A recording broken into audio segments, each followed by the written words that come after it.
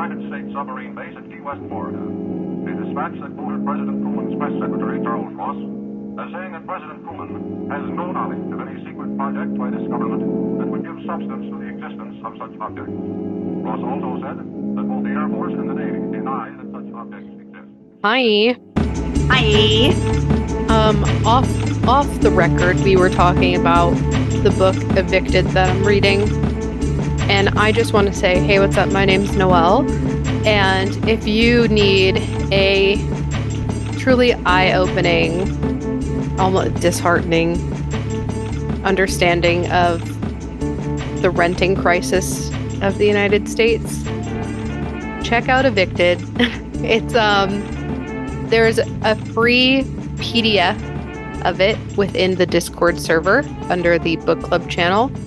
And if you have Spotify Premium, it's included in the free audiobooks, and the entire title is Evicted: Poverty and Profit in the American City by Matthew Desmond. And I just talked Chelsea's ear off about it because it just, every day it opens my eyes, dude.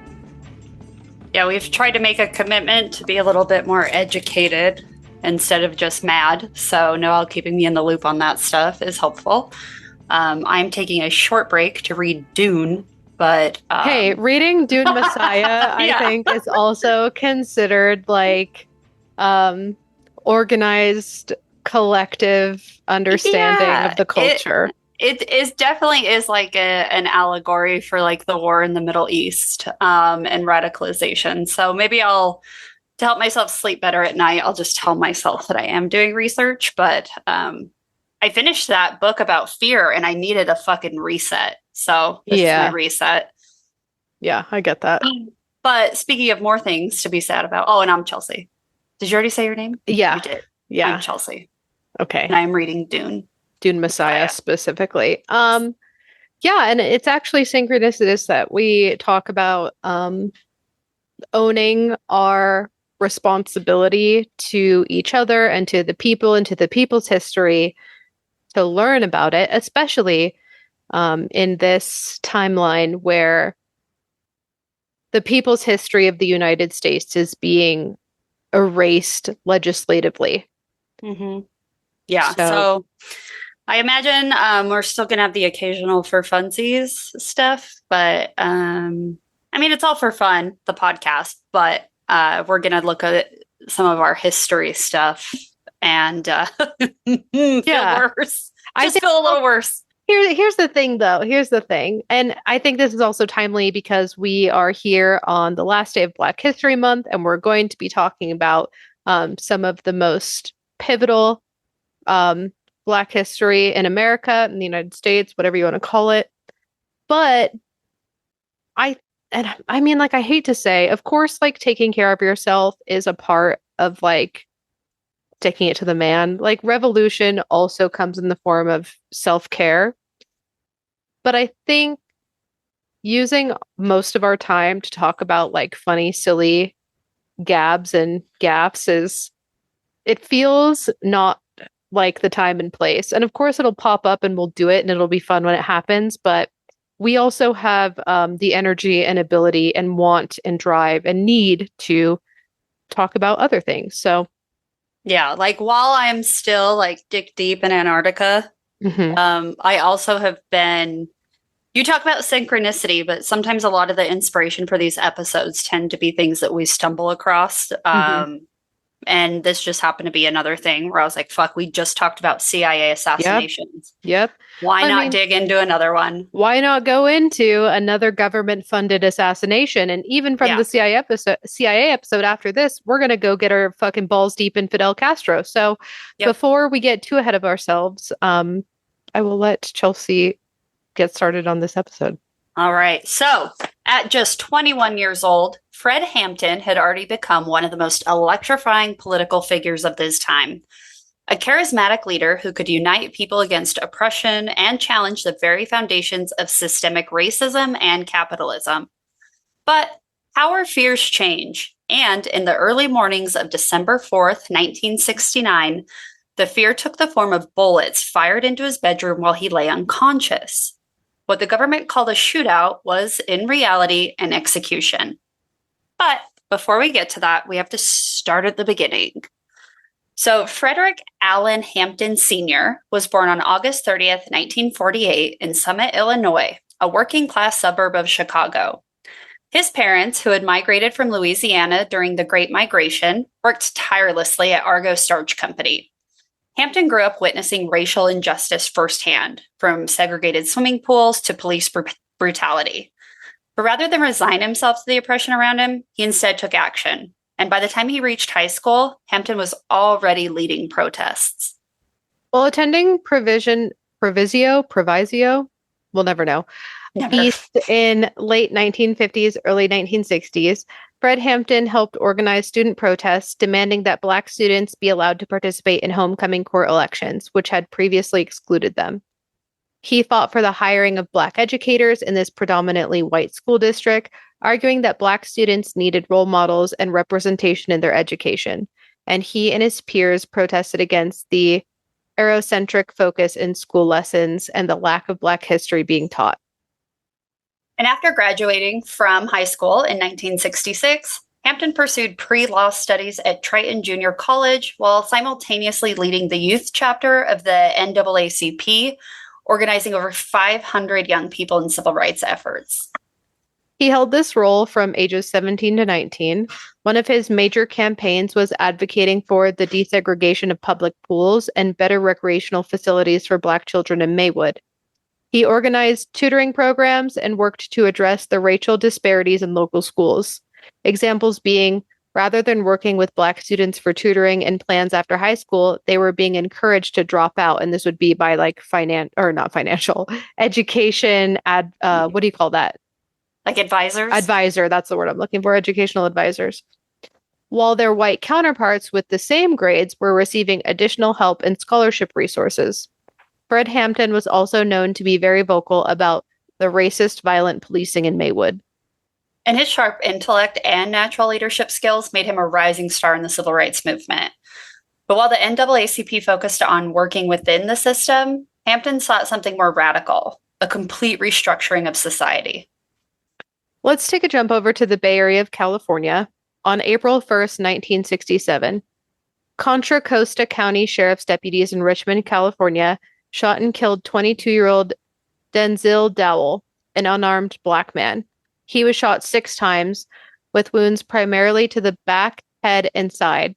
His family and community questioned the police claims that he was fleeing when shot, as the bullet trajectories and wounds suggested that he was already down when fired upon. Amid community outrage, police attempted to justify the killing by claiming Dowell resembled a burglary suspect and refused to comply before running. However, witnesses and his family disputed this, pointing out that Dowell had a leg injury that made running unlikely. His mother, Elizabeth Dowell, publicly demanded justice, questioning why her son was shot multiple times if he was supposedly fleeing unarmed. Despite inconsistencies in the police account, the coroner ruled it a justifiable homicide. Less than 30 minutes away, in Oakland, California, Huey Newton and Bobby Seale formed the Black Panther Party for self-defense. The police killing of Denzil Dowell being one of the main catalysts, along with the hundreds of police killings of unarmed Black men in the 60s. Huey and Bobby knew they had to take action by organizing to protect Black communities. They would cover the murder of Dowell in their first newspaper, quote, the Black Panther. If you know anything about the Black Panther Party, it's probably based on the sanitized crumbs you were taught in school. And even those are filtered through the bias of American propaganda. You've likely heard they were a violent caricature of Black militarism, a domestic terrorist group that hated white people, or even that they were the Black KKK. But if there's one thing we hope you take away from this episode, it's at least a small crack in the lies we've been fed, a crack that opens the door to the real people's American history. To quickly address one of the biggest misconceptions, let's talk about the BPP and firearms before we get back to Fred Hampton. The Black Panther Party openly carried guns as a legal form of self-defense against police brutality and as a way to assert their constitutional rights under the Second Amendment. The First Amendment, the freedom of speech and assembly, is what protects the right to record, monitor, and speak out against police actions in public spaces. This right to observe police was a key part of the Black Panther Party's strategy for holding law enforcement accountable.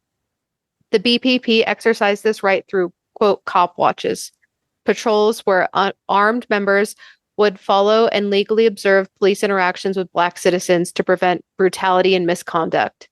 At the time, their gun ownership was completely legal under California law, but in a classic case of it's okay when they do it, but not it's okay when we do it, but not when they do it, seeing Black men educated on the law and exercising their right to open carry was enough to send the government into a panic. This led directly to the Mumford Act of 1967, which banned open carry in California, a law specifically designed to disarm the Black Panthers. The Panthers wanted revolution, a revolution of the people to overthrow the capitalist enterprise that had its boot on the neck of the working class. And of course, when we ask ourselves what this revolution was, it's the one that we still fight for today. As Jacoby Williams from Indiana University Bloomington puts it, quote, what they were hoping for was a revolution to overthrow the capitalist enterprise. They focused on socialism as a way of solving economic means. They looked to places like Canada, which had always had a democratic political system, but the economic system has always been socialism.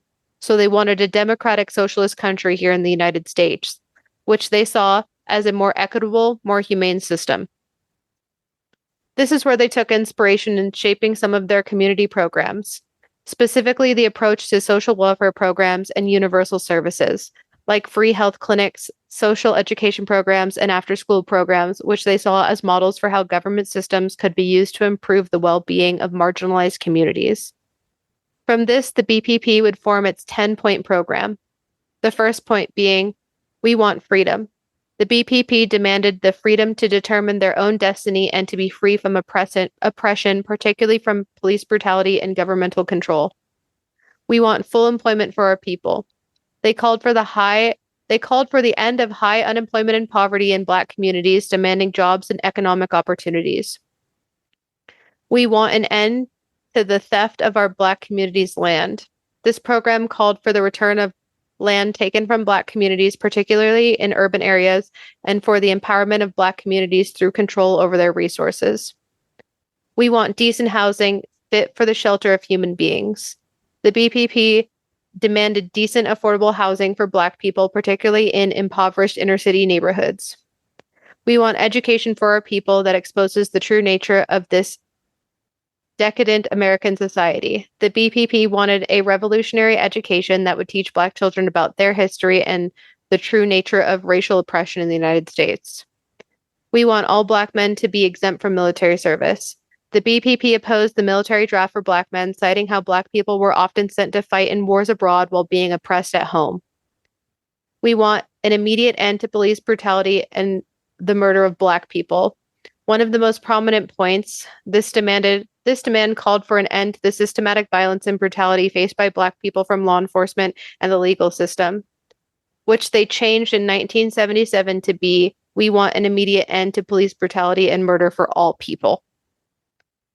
We want freedom for all Black men held in federal, state, county, and city prisons and jails. This point demanded the release of all Black people incarcerated due to unjust laws or political reasons, addressing the disproportionate number of Black people in prisons. We want all Black people, when brought to trial, to be tried in a court by a jury of their peer group. This program demanded fair trials with juries composed of peers, meaning people from the same racial and cultural backgrounds, rather than all white juries that were common at the time. And the last point, we want land, bread, housing, education, clothing, justice, and peace. This point summarized the goals of the program. Black people should have the right to land, economic opportunity, basic human needs, and justice. It's basically just like outlining all of the parts of the Constitution that were written but hadn't been applied yet. Exactly. That hadn't been applied to Black people and Black Americans in particular, and like people of color. It's that same like cognitive dissonance we talked about in the John Brown episode, where it's like, what do you mean? Like it literally says for all people, all people. That means, do you know what all means? It means all of us here. And they're like, but I see that it actually means us, not you. Yeah, the only one that was really different that I was surprised by was like the end of military service. But I have heard this before of how Mhm. like there would be like in World War One, World War Two, we would have these like fleets of like black pilots who would be sent off and then they got no accolades or Yeah, whatever when they came home. think about the Tuskegee Airmen. Yeah. As of today, with the repealing of the DEI programs, the history of the Tuskegee Airmen has been federally removed from Air Force military training and history. So With, it's insane to think like they worked so hard. It took decades. Only a few, I only think like maybe two were alive by the time they got any sort of recognition. And now that's being repealed in front of our eyes in our lifetime that's being repealed. So that point still stands to this day. And even more so, obviously, yeah. back then Or when even like the Navajo wind talkers who would go and do translations and then they come back to this terribly oppressive system that they just gave their life for. And now, I feel the same like as a woman right now. I'm like, I don't want to do shit for you. Yeah. Because if I get fucking pregnant and you're gonna let me die. Yeah. So fuck you. Yeah. It's yeah. And I mean, even if we want to be hashtag white woman in America, the other live repealings of recounted history and accolades come not just with the Tuskegee Airmen and the Navajo Windtalkers, but also the Rosies. The Rosies are now being removed from any sort of like military or pilot training that was the standard that was baked into the program. So it's yeah, I know that some people, and maybe we'll have another YouTube comment of someone who stumbles upon this episode and they don't necessarily, God willing, I know, we God can only willing. hope, and they don't necessarily agree or see, I wouldn't say agree, we'll say see. They don't necessarily see at this time where we're coming from.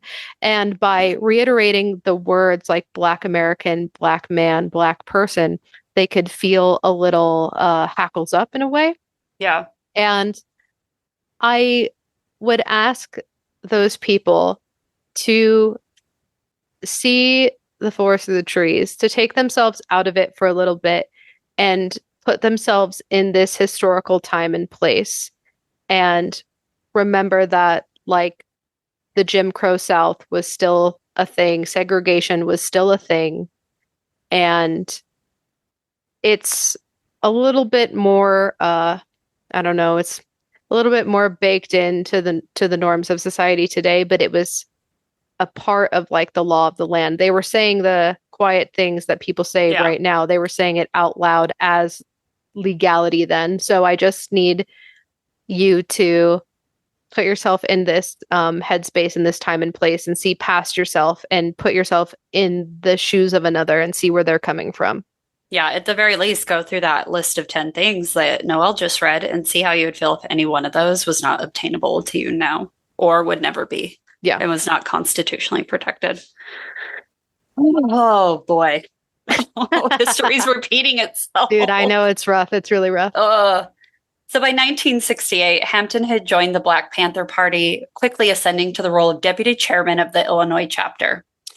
And unlike many traditional civil rights leaders who focused primarily on racial equality within the existing system, Hampton recognized that oppression was deeply intertwined with economic exploitation. He saw capitalism as the root cause of racial and class divisions, which is why he relentlessly pushed for revolutionary socialism as the ultimate solution. To Hampton, it wasn't enough to merely achieve civil rights within a capitalist structure that thrived on inequality, but true liberation required a complete restructuring of society. And his commitment to socialism was not just ideological. It was deeply practical. One thing that you may have heard of or even benefited from that you may not have realized was connected to the Black Panther Party and more specifically Fred Hampton was the Free Breakfast for Children program, which eventually turned into Free Lunches at School program. Mm-hmm. Because at this time, the U.S. government had no widespread free breakfast program at the time, leaving many working class families struggling to provide morning meals. Fred Hampton and the Black Panther Party stepped in to fill the gap, ensuring that thousands of children received nutritious meals, helping their academic performance and overall well-being. And this program directly changed the United States government's failure to care for its most vulnerable citizens, i.e., children. By providing free breakfast, the BPP highlighted that if a grassroots organization could do it, so could the state, but the government just merely chose not to. The free breakfast program wasn't just about food, it was about organizing and empowering the community. It was put together by the community in both effort, donations, volunteering, and efficiency. By providing essential services, the BPP built trust within local neighborhoods, strengthening their support base. Parents who saw the Panthers feeding their children became more open to their broader political message about self-determination and systemic change. The free breakfast program would become one of the over 13 community programs which they called, quote, survival programs.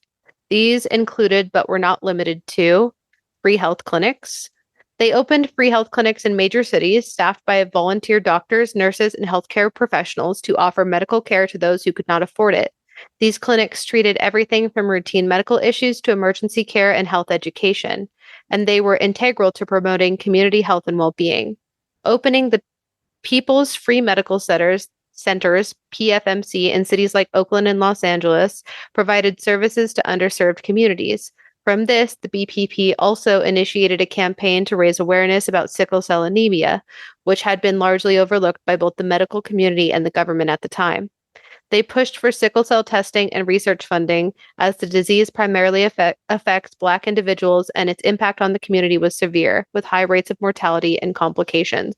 I also want to say here a reason why, like, obviously we come from the headspace that medical care, life-saving medical care and medicine should be accessible to all, should not be a paywall behind saving your life and bettering yourself. Right.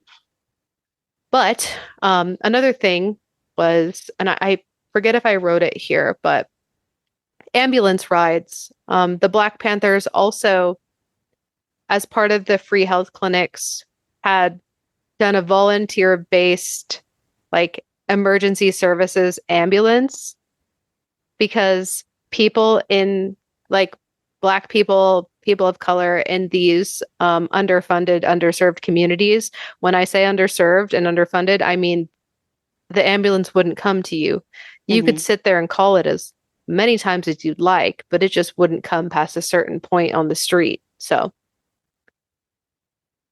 beyond free breakfast for school kids, they ran a food distribution program, providing free food to families in need. They collected and distributed food from local stores and resources to ensure community members had access to basic necessities. I also want to add, the community food programs the BPP ran were as simple as show up. Are your kids hungry? Drop them off and we'll take care of them and get them to school on time. Are you hungry? Come by. When learning about the survival programs of the BPP, I wanted to highlight this. How not shaming people or making it difficult to receive help is crucial. People deserve their pride, and most working class people don't have the time to sit down and fill out a form that requires 17 documents to mail in for a chance at food. Yes. Thank you. I even recently had a back and forth with a listener about current day welfare programs in the US. And please know, as we've mentioned before, that we welcome this type of discussion. They said, quote, I have zero issue with anyone using food stamps or welfare if, in all caps, they actually need it to survive. The people who choose to take benefits just because they don't want to work hard can fuck off. They're ruining it for people who need it, kind of like Trump is doing now, end quote. Close to 90% of people in food stamps have jobs that just underpay and they can't afford to sustain themselves. The other almost 10% are on disability. The idea that people abuse the benefits is based in racism and stereotypes. The margins of people who, quote, abuse the system in that way are between 1% and 4%. I myself was on food stamps when I first moved out on my own. You had to do weekly reporting check-ins with the state. I had to prove to them that I was working full-time and how much I was making. And if they didn't agree with what you had submitted, they'd put a decline on your EBT card immediately. And as a note, that 1% to 4% who, quote, abuse are mostly reselling their food stamps to other people. I was also on unemployment when I got let go right before COVID, and filling out unemployment, like, this isn't meant to be a brag, but is like a college educated person who grew up with two working parents who stayed married and were like economically sound. I technically am like the prime example, right? That shit was so hard to figure out. So if you don't have higher education, if maybe like English is your second language, if you don't have, like, I had fucking free times, I don't have kids and I don't have a job anymore. But if you have children and you can suddenly not afford like your children's health care, I was so lucky that like I could sit and figure that shit out with another person to help me. But it was unobtainable at like some point where I was like, I have no idea what the fuck is going on. And plus the restrictions on that, you also have to show that you're applying for shit. And the jobs out there are miserable. Yeah. It's, and I say this with so much like peace and love in my heart. And I am trying to come to you, said listener, or anyone who has this knee-jerk reaction and maybe feels the same. I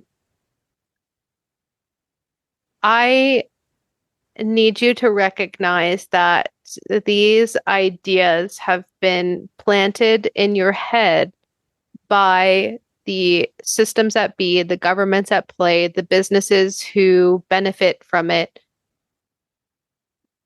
because there should be no pay to play or restriction or hurdles to jump through if you're trying to survive. And I really need like everyone to try their hardest to like unplug for just a moment from like the American capitalist ideology real quick.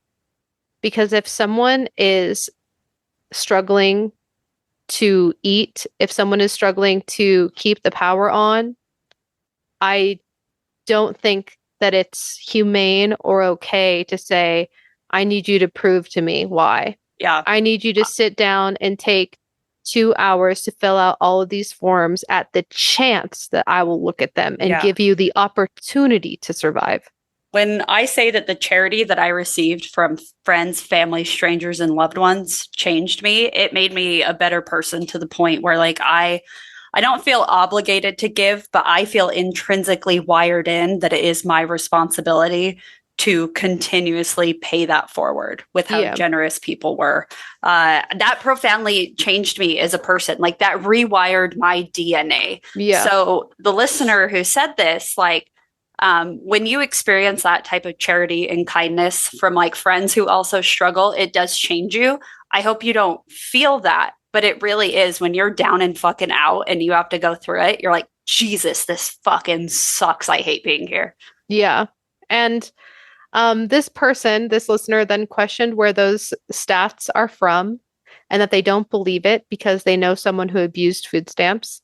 I cited my sources from reports by the USDA, who oversee the program, and audits from the GAO, which is an independent government watchdog.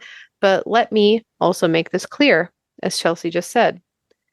There have been days in the recent past where I, working full-time, making the most money I've ever made, had $2 to my name and had friends like Chelsea make me meals so I could limp to the next payday. I don't care what your situation is. If you are hungry and you need food, you should get it, period. I also don't care if people abuse food stamps. There's no abusing. How do you even know you don't abuse them? Yeah, you're given a certain amount. Or like when you see somebody buying like candy with food stamps and people are like, they should only be getting XYZ. Like leave, you know, that's evil. I want it like the way that I think about people getting food stamps is like a similar like hell yeah is like when Luigi shot that guy, because I'm so sick of like the boots being on the necks of people. Yeah, it's just not my business. It's like if I see someone stealing from Walmart, no, I fucking didn't. Yeah, I feel that in a big way. And I also want to say that I think we should even rewire our brains a little bit more. Like there is no charity. There is no charity. There's community. Yes. Period. Yeah. Like, I don't want you to feel like you took charity. I don't want me to feel like I took charity. I don't want a single mother of 3 to feel like she's taking charity. There is no such thing as charity. It's community, and we should help each other. And if you struggle with that, if you consider yourself any sort of leftist thinking person, and you struggle with saying, like, people abuse food stamps and I don't want them abusing the system, people abuse unemployment, I don't want them abusing the system, I need you to ask yourself what that system is and what that system has done for you, and why that system is making people jump through hurdles to survive, so much so that it has you now thinking that people don't deserve a right to food if they need it. And I'm going to go ahead and say, I don't even fucking care if you make, like, I make a fair amount of money at this point in my life in comparison, especially to where I was. There are still days where I don't have enough left to get, like, groceries. I don't fucking care if you make $100,000. If on Tuesday you are struggling to scrounge up money to find food, you should be able to get it. I think we are so brain broken to have the thought, oh, they're scamming the system.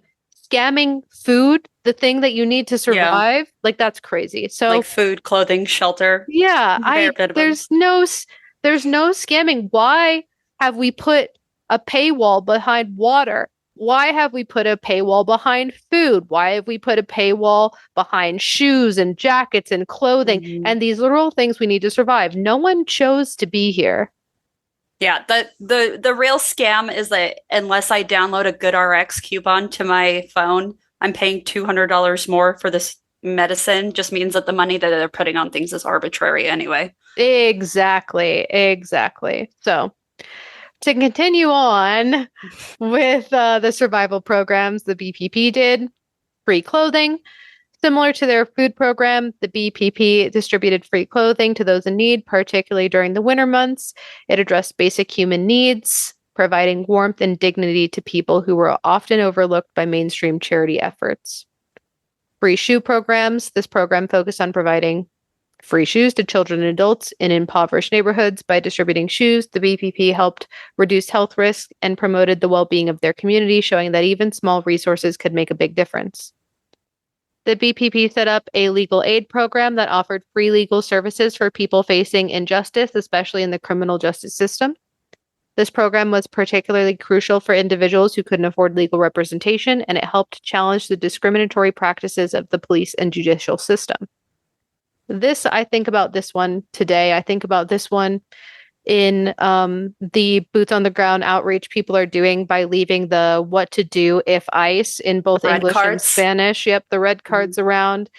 The police are legally allowed to lie to you, and they are hoping you don't know your rights, and they are hoping you don't know the law. So having people, and again, like, we're both college educated individuals, and there are laws and legislation and workarounds to the legal system that don't make sense to us. So imagine if English is your second language. Imagine if you have a learning disability. Imagine if you don't have time to sit on fucking Google like we do and Command F search keywords and then look them up on dictionary.com and say, what does this mean when used? They don't have that fucking luxury. So I think about the free legal aid program a lot. Then, as I mentioned before, the free ambulance program, because again, like, they weren't coming to certain neighborhoods. Free breakfast and lunches for adults, so not just for children. They also expanded this for adults in the community, a super big one for working class individuals. Free busing to prisons. The BPP provided free transportation for families who wanted to visit loved ones in prison, helping to maintain family connections and support. This program eased the burden on families who otherwise had to face financial and logistical obstacles to visiting incarcerated relatives. They also did a free children's clothing program, a senior citizens program that provided food, healthcare, and other support services to ensure the elderly community members received care and attention that was often lacking in traditional welfare systems and still is to this day. another pay to play example. If you don't have enough money to put grandma into the fucking home, you're risking her safety and livelihood. And then you better just hope and pray that if you can't afford it, you have enough room in your own house Yep. to take care of the elderly community. They advocated for community control over local schools, ensuring that they were teaching curriculum relevant to the community's needs and accurately reflecting the history and culture of Black people. This program fought against the miseducation of Black children and sought to empower families to have a voice in the education system. This is the result of DEI is like directly related to this, that why are we only teaching a fraction of the history? So it's I got this for sure because I thought that Susan B. Anthony was the person who got me rights to vote. But when people say that Susan B. Anthony got women the rights to vote, it was white women. Like, they never taught me that. So then when I'm like, oh, Susan B. Anthony, people are like, yeah, for you, bitch, but only you. Yep. So not even like, we're still seeing that to this day. Yeah. And it's about to get worse. The BPP set up classes and lectures to educate the public about political rights, self-defense, and revolutionary ideology. This is one of the most, if you want to, before I go on to tell you about this, if you are someone like us who is feeling a lot and has a lot of big emotions and thoughts and feels like they need to do something, let me actually say this. If when you were sitting in, I don't know, 7th grade history class, 7th grade US history class, and you read about Selma, or you read about the desegregation of schools in the South, and you saw pictures, maybe you even watched some footage of like grown ass and high school age white communities surrounding like 4 little Black girls walking into a school, screaming, throwing things, slurs, spitting, just being horrific, the violence. Or maybe, like me, you were lucky enough to have a teacher who took the time to break away from the curriculum to teach the real history of America, and you read and learned about Emmett Till, and you saw the pictures of what they did to him, and you learned that those 2 men who brutalized him walked away and then went on to sell the story that they did do it and nothing could happen to them because of the 2-strike rule. Maybe you had that. Or double jeopardy, you mean? Yeah, double jeopardy is what I mean. Sorry. You got it. Maybe you had that, and you felt like you felt a big pressure and weight on yourself, and you said, ooh, if I lived back then, you know what I mean? Like if I was there, if I could have done, now's that time. If you are looking for the moment in history to reach out and grab you and say, now is the time you have to stand up and do something. And not just say something, do something. You need to be a physical presence. You need to be a physical presence in your community.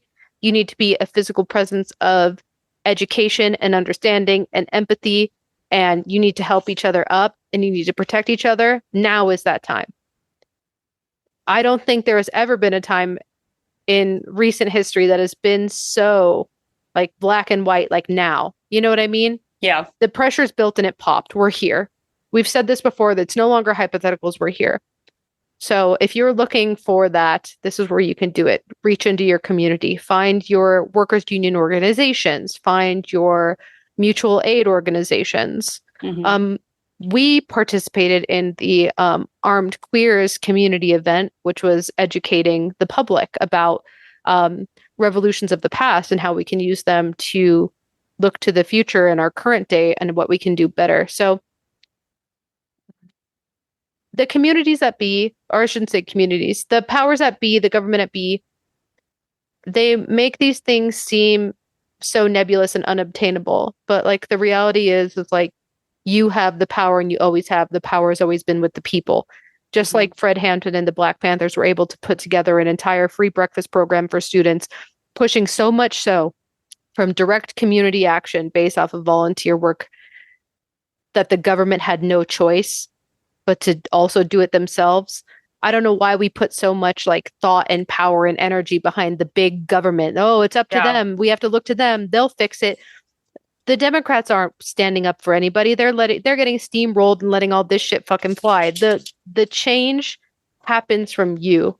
Yeah. The two-party system is not going to save you. The government is not going to save you. Your community and each other is going to save you. It has always been within the people, and the power has always been within the people. So anyway, these programs promoted political awareness and activism, teaching people how to fight for their rights and understand the systems of oppression that affected them. The FBI and mainstream media portrayed the Black Panthers as violent extremists. However, programs like Free Breakfast for Children and those above exposed these narratives as straight-up propaganda. The BPP was feeding hungry kids, something the government wasn't doing. This made it harder for the state to justify its repression and helped shift public perception of the Panthers. The success of the Free Breakfast program made the Panthers an even bigger target for the FBI's COINTELPRO counterintelligence program. J. Edgar Hoover labeled the program, quote, potentially the most dangerous Panther activity because it won over the hearts and minds of the people. In response, the government raided breakfast sites, harassed volunteers, and spread misinformation to undermine the program. The BPP's breakfast program directly pressured the U.S. government to act, and in 1975, the state expanded its national school breakfast program, demonstrating that the Panthers' radical community organizing was a catalyst for systemic change. To again quote Jacoby Williams from Indiana University, Bloomington, the Panthers would say, put that theory into practice. If you want to change minds, and if you really want to meet the people where they are, you have to give them the services which they need. So keep in mind that while this is happening, that Chicago is the second largest city in America. And the city's mayor, Richard J. Daley, oppressed neighborhood integration. In the 1950s, Daley's policies were reflected in the city's design, which intentionally pushed low-income residents into densely packed, high-rise public housing in already overcrowded neighborhoods. As a result, Black people were primarily pushed to the south and west sides of Chicago. The Puerto Rican population moved to Lincoln Park, and poor white residents were relocated to uptown. Because of this, Hampton's vision of unity was radical in its scope. He believed that solidarity amongst marginalized groups, Black, white, Latino, and Native American, was essential for real change. This vision materialized in the form of the Rainbow Coalition, a groundbreaking multiracial alliance that included the Black Panthers, the Young Lords, a Puerto Rican nationalist organization, the Young Patriots, which was a group of poor white Southerners who had migrated to Chicago, and various socialist and working class groups. The coalition shattered racial and ethnic barriers and proved that revolutionary struggle was not confined to one demographic. He famously went into white working class neighborhoods, speaking directly with poor white people and urging them that the true enemy was the capitalist system, not the Black or the Latino people. In one Young Patriots meeting Fred attended, he said, quote, "We're not going to fight racism with racism. We're going to fight racism with solidarity. We're not going to fight capitalism with Black capitalism. We're going to fight capitalism with socialism," end quote. And his ability to articulate common struggles, things like unemployment, police brutality, lack of health care, and substandard housing, made him a powerful force capable of uniting groups that had historically been divided. The Rainbow Coalition organized rent strikes and together protested against police violence and brought real change to working class communities. In one Rainbow Coalition meeting, Hampton said that we will work with anybody and form a coalition with anybody that has revolution on their minds. We are not a racist organization because we understand that racism is an excuse used for capitalism. That's the tea right there, girl. And despite all this, their success made them a target.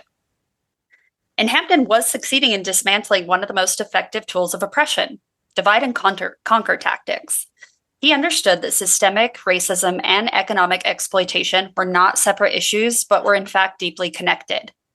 If the working class could unify across racial lines, it would pose an existential threat to those who profited from division. And this is why he challenged the notion of Black capitalism.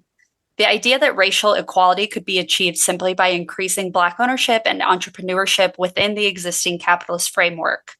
He argued that capitalism, by its very nature, was built on exploitation and could never be reformed in a way that benefited the masses. Instead, Hampton advocated for socialism, a system where wealth and power would be shared amongst everybody and not hoarded by a small group of elites. He believed that true equality meant making sure all people had access to basic things like food, housing, healthcare, and education, not just the wealthy. And he often warned against surface level changes that only gave a few people a seat at the table while leaving the system of inequality intact. To him, real change meant rebuilding the table entirely so that everybody had a fair share. And to drive home this point, Hampton took action, direct community action. Under his leadership, the Chicago Black Panthers continued work in the community with political education classes and neighborhood patrols to monitor police brutality. His belief in survival programs were not just about providing essential services.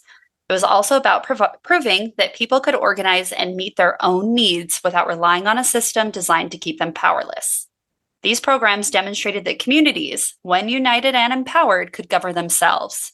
And this was a direct challenge to the power struggle, and those in power took notice. And by 1967, the FBI had set its sights on Fred Hampton, marking him for destruction before he had even reached his 20s. And this was no ordinary surveillance operation. Hampton was not merely being watched, he was being hunted. FBI Director J. Edgar Hoover saw the rise of a powerful Black leader as a direct threat to the U.S. government and white supremacy. In a 1968 memo about COINTELPRO's goals, Hoover stated, quote, this is statement number 1, prevent the coalition of militant Black nationalist groups. In unity there is strength, a truism that is no less valid for all radical elements, especially Black nationalists. An effective coalition of Black nationalist groups might be the first step towards a real, quote, Mau Mau in America, the beginning of true Black revolution. And this refers to the Mau Mau uprising in Kenya during the 1950s, which was a rebellion against British colonial rule. The second point, quote, prevent the rise of a messiah who could unify and electrify the militant Black nationalist movement. Malcolm X might have been such a messiah. He is the martyr of the movement today. Martin Luther King, Stokely Carmichael, and Elijah Muhammad all aspire to this position. If the Black Messiah can be identified and neutralized, they will be deprived of a leader, and the movement will disintegrate. This memo named Dr. King, Malcolm X, Stokely Carmichael, and Elijah Muhammad as potential figures who could fill the role. However, by 1969, Fred Hampton became the FBI's top concern for this quote-unquote messiah because of his ability to build multiracial coalitions, organize the working class, and inspire revolutionary action. Hoover's COINTELPRO program had already been unleashed against the Black Panther nationwide, a campaign of relentless sabotage, infiltration, and psychological warfare, and outright violence. And Hampton wasn't just another radical in Hoover's eyes. He was the embodiment of everything the FBI feared. He was young, charismatic, intelligent, and most of all, he was uniting people across racial and class lines. Just as a sidebar here, something I wanted to point out from J. Edgar Hoover's FBI memo. While Hoover disapproved of Dr. King's activism, he believed King was, quote, more controllable because of his commitment to nonviolent protest and pacifism. Hoover noted that King's adherence to nonviolence made him a less immediate threat compared to the more militant figures like Malcolm X or Fred Hampton. He felt that King's leadership helped keep the movement within acceptable boundaries, preventing it from becoming more radical, and allowed the FBI to maintain a degree of stability and control. This is why they didn't initially see him as a direct threat. However, this perception shifted as King began to speak out against the Vietnam War and focused more on economic justice and broader systemic issues, which ultimately led the FBI to intensify its surveillance and efforts to discredit him and what some would say, including Dr. King's family, that the U.S. government was involved in his assassination. In another FBI memo from 1969 titled Counterintelligence Program, Black Nationalists, Hate Groups, Racial Intelligence, Black Panther Party, it stated, quote, attached is a memorandum for dissemination under the mass media program entitled Propaganda for Breakfast, which sets forth information concerning the Black Panther Party in its attempts to conduct a breakfast for children program. The BPP is a notorious Black extremist group which advocates and practices violence. This group has initiated a program to feed breakfast to ghetto children. The announced purpose is, quote, humanitarian, end quote. The real purpose is, among other things, to gain control of the ghetto community, poison the minds of ghetto children with anti-white propaganda, and to cloak the illegal activities of the BPP with some segment of respectability. Every effort is being made by this office to obtain material suitable for dissemination outside of official channels to prove the program is being utilized by BPP to indoctrinate the youngsters in hate and violence, end quote. I also want to state in this memo, they talk about using informants to get copies of the BPP coloring book to destroy it because the coloring book was obviously a massive national security threat. And at this time, chicks' tracts were huge, and those were religious propaganda that we distributed to people at the time in comic book form. We should do an episode about that. Hoover's paranoia about a Black Messiah was at its peak. In his orders, Hoover demanded that the Black Panther Party be disrupted, neutralized, and destroyed by any means necessary. He had publicly come out and said that the Panthers are the #1 internal threat to the internal security of the United States, and the orders were chillingly clear. The Panthers weren't to be debated or merely discredited, they were to be eradicated. I wish they would do this to the fucking Proud Boys. They don't have... Why? They love them. They're there, I know, too. it's all their friends. Yeah. So the FBI needed an inside man, someone who could betray Hampton from within. So enter William O'Neill, a low-level street hustler arrested for car theft and impersonating a federal officer. The FBI made him an offer. Work as an informant or face prison time. So O'Neill chose betrayal. Pulling from Esquire's article, The Strange True Story of William O'Neill in Judas and the Black Messiah, quote, despite his criminal past, O'Neill admitted that he once had aspirations of becoming a police officer. He said, quote, I think I grew up wanting to be a policeman, admiring and respecting policemen, although I always thought it was outside of my reach, end quote. He shared in an unaired segment of his tell-all, Eyes on the Prize, which you can look up, it's fucked. This might help explain why he was so easily drawn to FBI agent Mitchell. Quote, he never used the word informant. He always said, you're working for me. And I saw him as the FBI. I felt like I was working undercover for the FBI, doing something good for the finest police organization in America. And so I was pretty proud, end quote. At first, O'Neill merely fed the FBI intelligence on Black Panther activities, things like meeting times, names, and addresses, but his handlers had bigger plans. O'Neill had wormed his way into Hampton's trust, and he did this by pretending to be a devoted comrade. He showed up early, worked in community organizing, and was committed to the organization's cause. But most importantly, he had a car. You see, Fred Hampton was constantly harassed by the police, as was the entire Black Panther Party. The FBI, however, was willing to bend the law to get close to him, using anything at their disposal. So they included orchestrating bogus traffic stops, which eventually led Hampton to stop driving altogether, because these stops often resulted in long periods of extreme jail time. And as a result of his deception and his willingness to drive for him, Hampton began to trust O'Neill. And so much so that he quickly rose to the ranks, becoming not just a member of the Illinois chapter, but the Panthers' director of security, aka Hampton's personal bodyguard.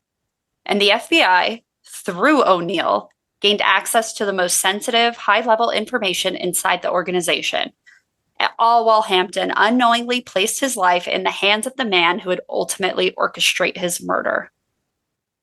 To speak more to the levels of betrayal O'Neill was committed to, paraphrasing from the Esquire article again, O'Neill infiltrated the Illinois Black Panther Party with expectations of violence and street crime, but quickly found that his assumptions were misplaced. Quote, I expected there would be weapons and we'd be out there battling local gangs, but they weren't about that at all.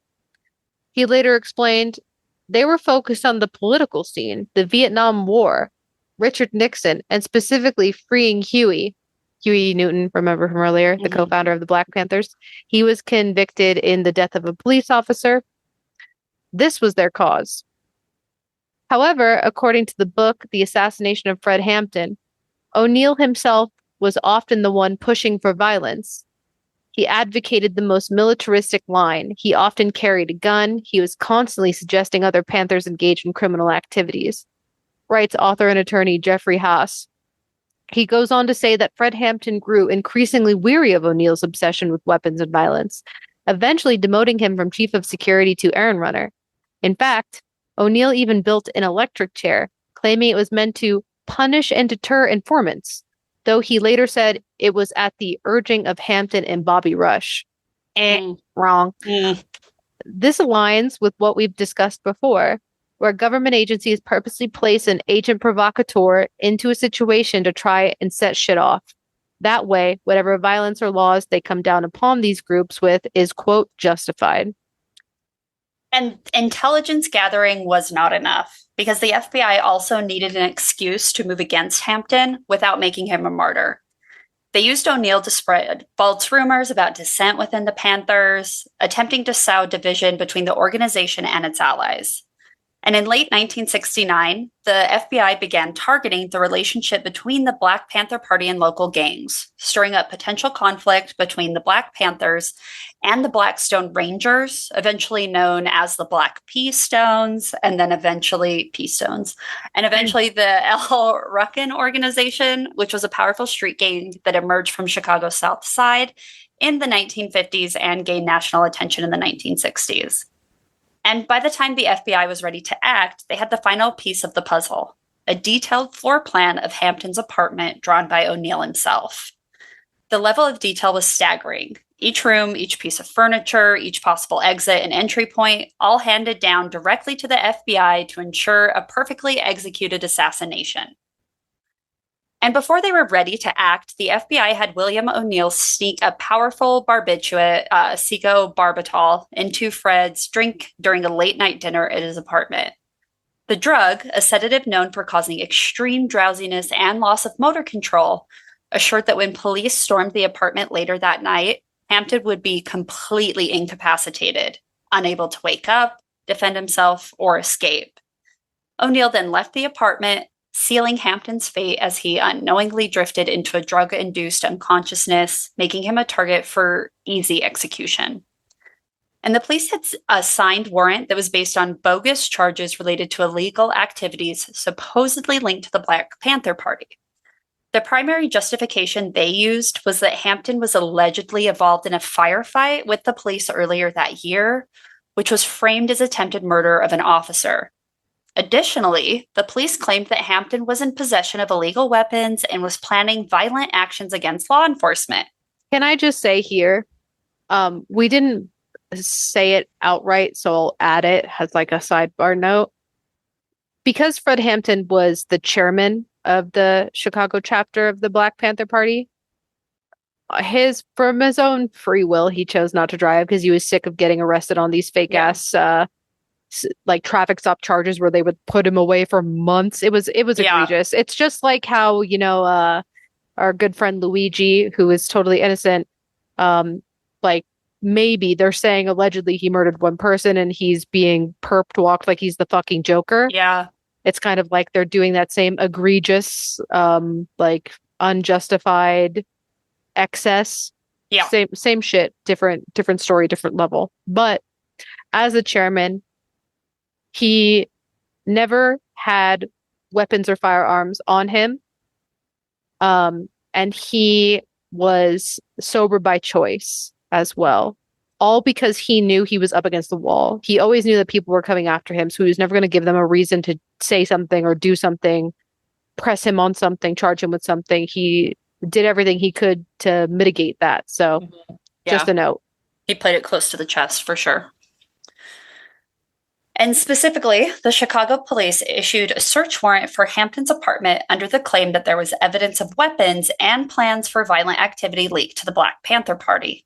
And this was part of the broader COINTELPRO operation aimed at undermining Black nationalist groups, and the raid was framed as part of the law enforcement's effort to combat violent crime.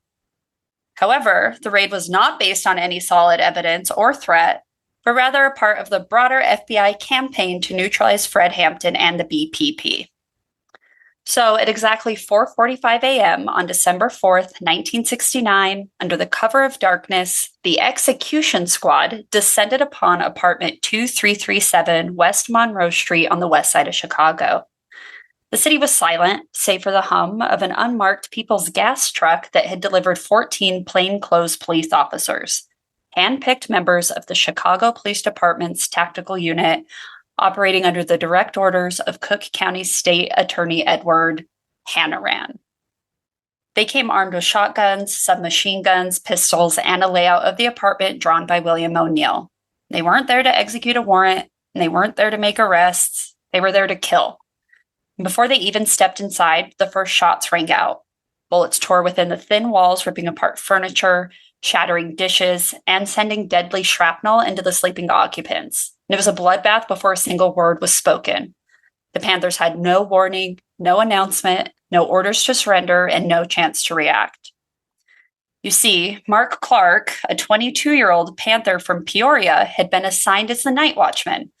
And seated near the front door, still groggy from his work shift, he never even got to stand up. One of the first police bullets struck dead center in his chest, killing him instantly. And his body spasmed violently, and his finger, still clutching the shotgun, reflexively pulled the trigger. The single blast fired into the ceiling was the only shot that the Panthers fired that night. And from that point on, the raid was a one-sided slaughter. During all this, the true target of the operation lay helpless and unconscious in his bedroom. The barbiturates that William O'Neill had slipped into his drink hours earlier had done their job. Hampton, known for his boundless energy, his powerful voice, and his ability to inspire entire rooms of people into action, couldn't even lift his head.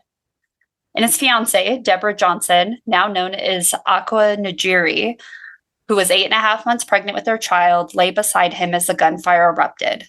Bullets tore through the mattress, the walls, and the furniture. Splinters and drywall dust filled the air. And the police continued their assault for 7 minutes straight, pumping round after round into the home. Panthers in other rooms screamed as bullets ripped through their flesh, the walls, the doors, anything that stood between them and the death squad that had come to exterminate them. And then suddenly, the gunfire stopped. The chilling silence fell over the apartment. The only sounds were the groans of the wounded and the faint cries of those who had somehow survived. And then the killers went to finish what they had started. 2 officers entered the bedroom and loomed over Hampton's body. Johnson was dragged from the room, her belly swollen with their unborn son as she screamed in terror. And according to eyewitnesses, what happened next was pure, premeditated murder. One officer nudged Hampton's body with his foot. "He's still alive," he said.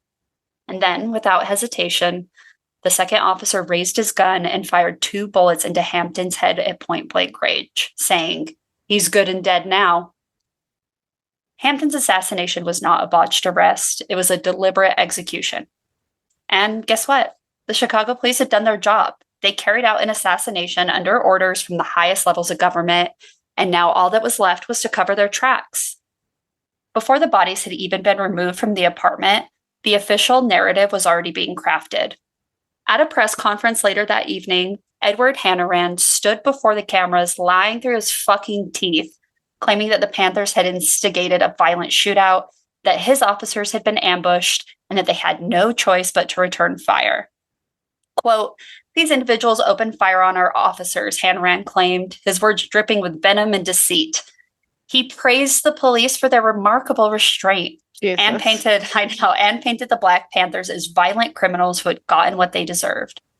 But Hannaran's lies unraveled almost immediately, because the Panthers, activists, and journalists rushed to the crime scene before the police had a chance to clean it up and expose the truth to the world. But photographs, video footage, testimonies, and forensic evidence released the horror of what actually had occurred.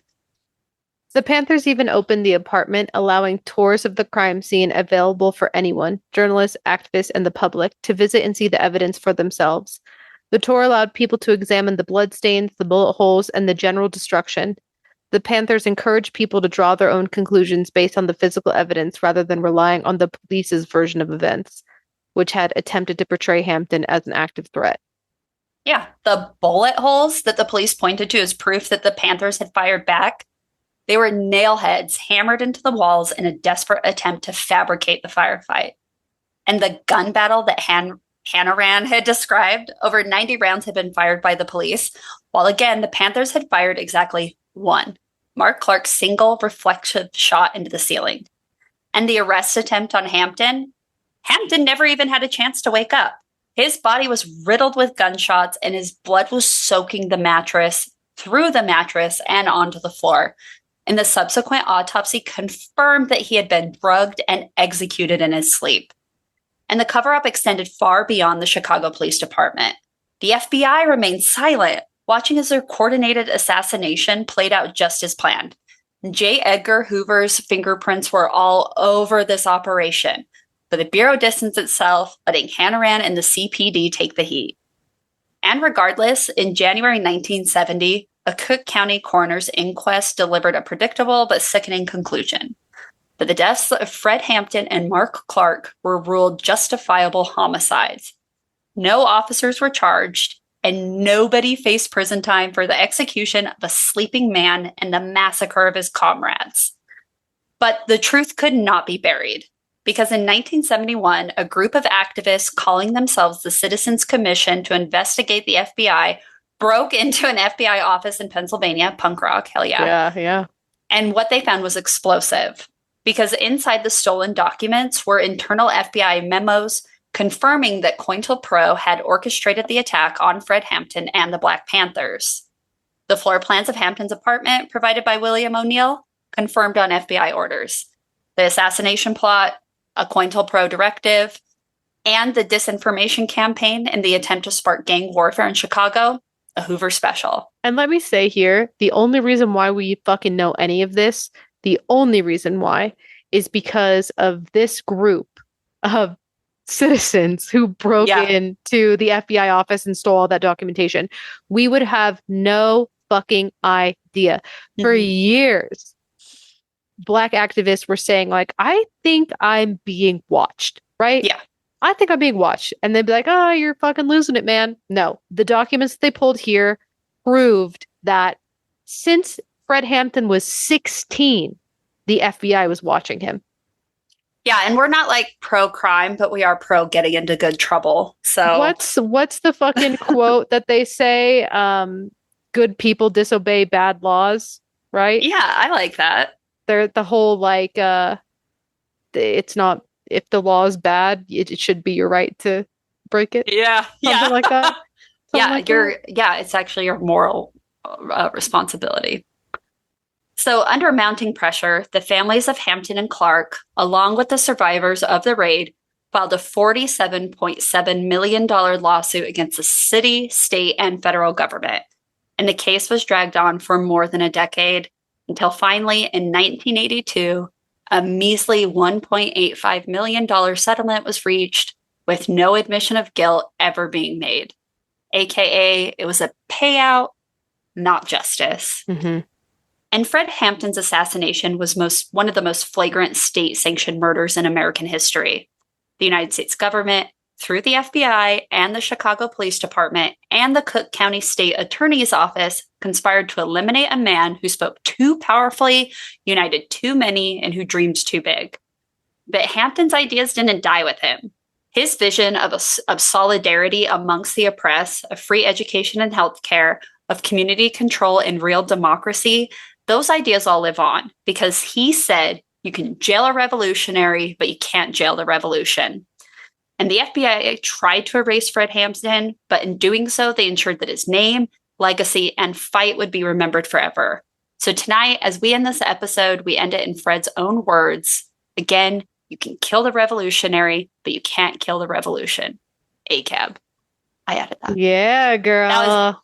Also, congratulations, Noelle. We just got through 19 pages of research. Yeah, and we actually trimmed a lot out. One thing that I did want to say was there was flash photography of the cops as they left the Panther apartment after murdering everyone, and they're carrying Fred Hampton's lifeless body out, smiling. How can I say this? They were happier than pigs and shit. Yeah, they are pigs and shit. But again, we've said it once, we'll say it again, we'll say it a million times. I feel like American propaganda is going to be studied forever by alien civilizations as well, because there is full-blown, like, straightforward evidence, proof, documentation, photographs, video that the FBI, using the Chicago Police Department, assassinated a civil rights leader, if you will. And to this day, there are people who don't believe that. And to this day, there are people who are murdered by police, their backs turned to them unarmed. And there are people who say, well, don't run, just cooperate. And again, because American propaganda has just rotted our fucking brains more so than Cocomelon, I think we forget that, like, even if you are guilty, which by this country's law, you should never presume, you should not fucking kill them. No. So, I don't know. It's just a very weird time in history to have all of this information readily available, easy to read, easy to understand, and have people still be like the equivalent of what were they wearing? You know what I mean?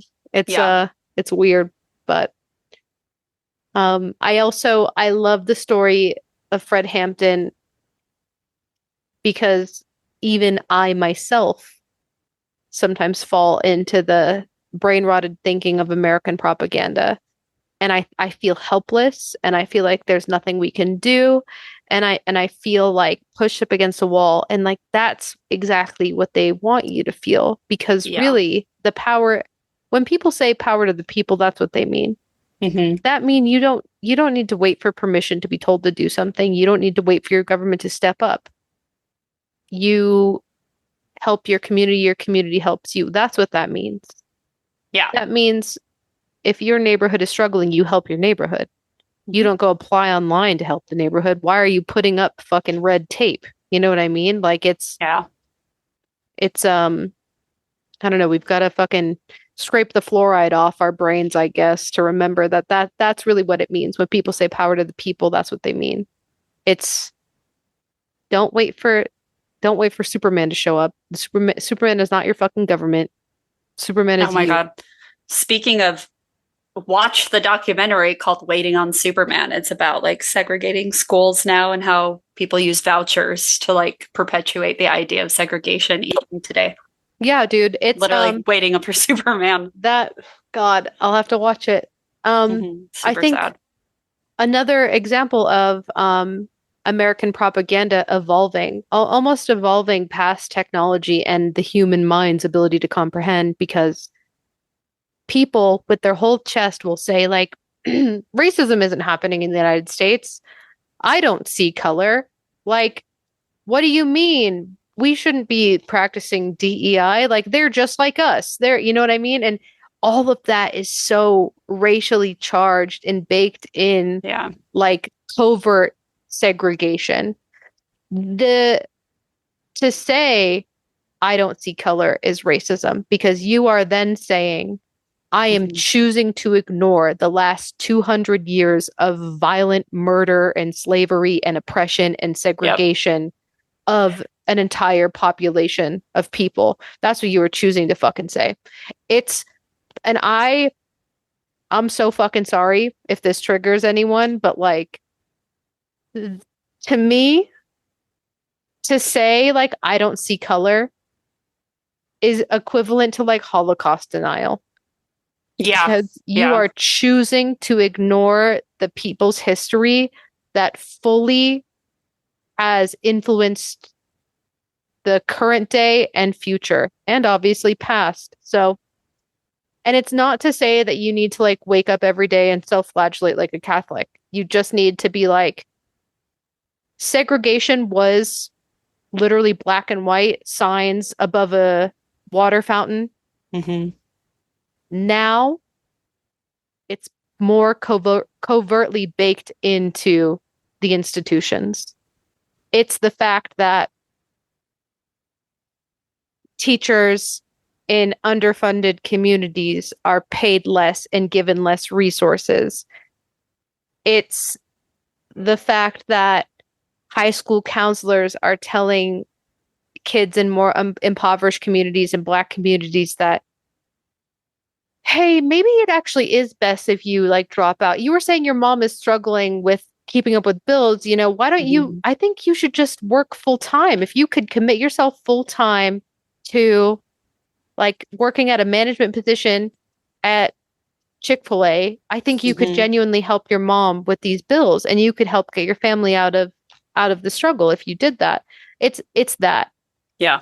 It is racism dipped and coated with spots, but it's still fucking racism. It's still fucking segregation. It is still very present in our everyday lives, you know? Yeah. So look up stop and frisk and tell me that racism doesn't fucking exist and segregation doesn't exist and that there isn't an entire system baked into our current day policies and lawmaking that like specifically targets Black people. So yeah.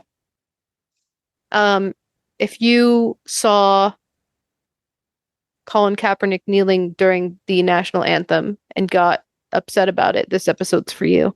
Oh my God. Yeah. It's like you can think of like a million examples, right? It's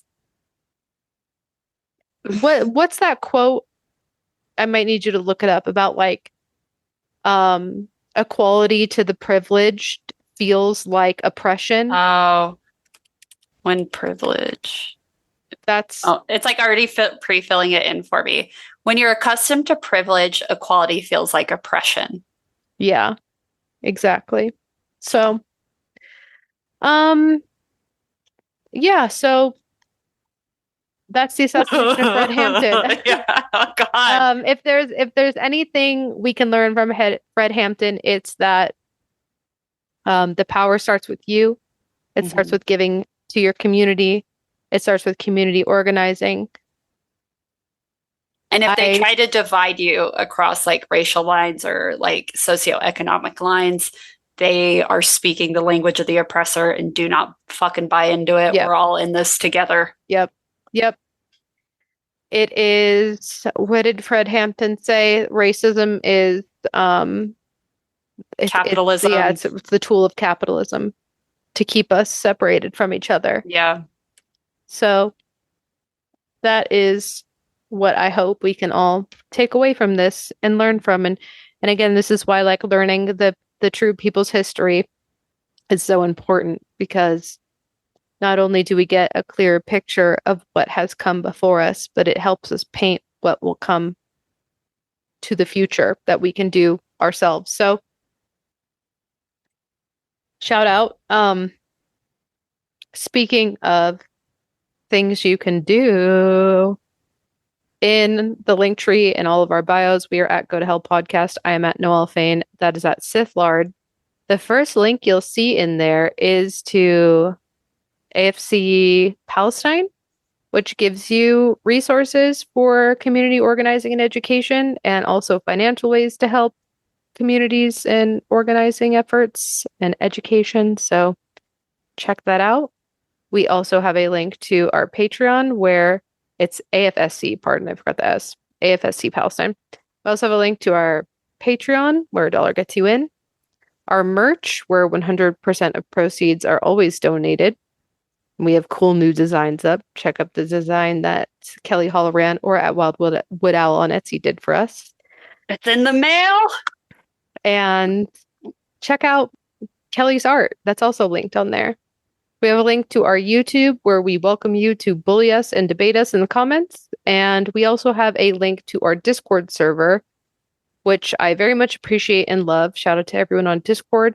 And I don't know why you'd need it, but we also have links to listen to us, which is anywhere podcasts are heard. Hell yeah. I'm going to go ahead and give, obviously, a hail to Fred Hampton, a hail to the Black Panther Party, and a hail that the only dangerous minority is the rich. That was a good one. I was going to say, hail free breakfast. Yeah, hail free breakfast, man. Straight up, if you live in a community that is very working class or working poor, fuck it. If you just live in a community that's got a bunch of fucking kids, set up a free lemonade stand and microwavable waffles or something Yeah, with why some cut not? up bananas, dude. Everyone will love it. I think I talked about it on Patreon. My apartment complex started like a little pick up if you need anything pile over by the mailboxes, and people are leaving clothes and like kitchen stuff and food and drinks, and it's as easy as that. You can be a complete introvert and you can still give into your fucking community. Go, if you have the means, make a free community library. Yeah, oh, fuck yeah. I love those. Go donate to one near you. Mhm. Go to your local Savers or wherever, buy a bunch of children's books for $1 and give them to your communities. See if there are any teachers in your area who need help with supplies. It's about us, right? I hope that's what we learned today. It's us. We are not waiting for Superman. We are the boots on the ground. We are. So, that's that. I think we should get the fuck out of here. Yeah, let's get the fuck out of here. Okay. Bye.